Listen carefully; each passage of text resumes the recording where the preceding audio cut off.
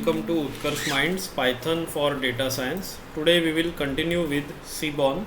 So first is opening the Colab notebook, then new notebook, and then you can select here lesson 23 Seaborn and categorical plots, and then we will import the libraries in NumPy, Pandas, and the library we are seeing today, that is Seaborn.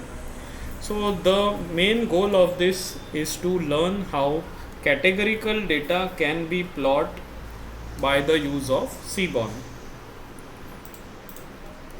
So first we will load a data set, Seaborn.load data set, and here we will load the data set penguins. Then we will display the data. So the main data is about the different species of penguins, their islands, bill length, depth, flipper length, body mass index, and sex or gender. For dealing with categorical data, there is a displot. Here we will give our data as penguins. Once penguins is done, we will select the data is data, name of the data set variable is flipper, and then here I am writing flipper length in millimeters. And then when I run this, it should give me a distribution plot, that means a histogram with flipper length and the count here. That means from 170 to 180 range, approximately 5 penguins existed, and so on. So 170 to 180, 180 to 190, and so on is the distribution. If I want to control this bin size, then I can select on the parameter bin width, and I can also have one more parameter, that is number of. So one more thing was that we can take this displot and we can add an attribute bin width, let us say 10. So now there is a gap of 10 between the bins. We can also change it and decide the number of bins itself. So we want only 5 bins, so we can write the number 5. And as you see that we have got now 5 bins. One more thing we can do is, but that is not possible on this data set, we will have to load the second data set. So I am loading it, and name of this data set is tips, and it is load data set, total bill, tip, sex, smoker, day, time, and size. So let us plot this size. So we will use Seaborn dot displot, and I am taking the data set tips and I am plotting size.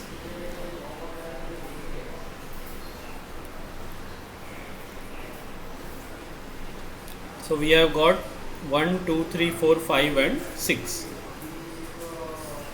We can also have an argument called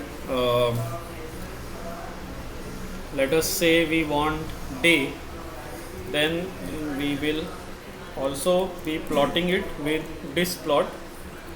So tips and x is day. Let us see what we get. We will get Thursday, Friday, Saturday, and Sunday. And if we want to reduce the size of these bars, we will write the parameter shrink.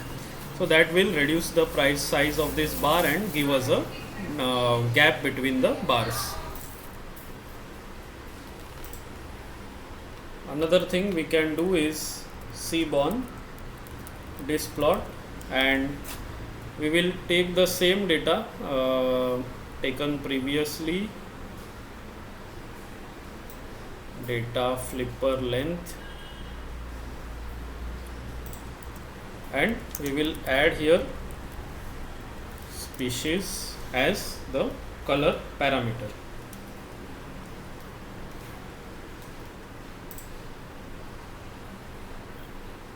That gives us a plot such as this, but it is not clear because there are several overlapping things. So we will add one more thing, element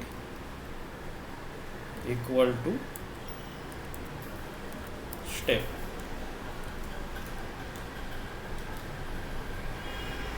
Now we can see the distribution even though it is overlapping. In this way, the displot has several uses. Let us see what else we can do. There is a hue, we can separate it with respect to sex, and we can have multiple, we can write it as dodge. So here we have the male and female side by side as we have written dodge. We can also create separate plots if we want by setting the call parameter here to species. That will create a multiple different plots for each species. And finally, we can have different kinds of plots, like we can normalize the plots and we can have some other details. So let us see that.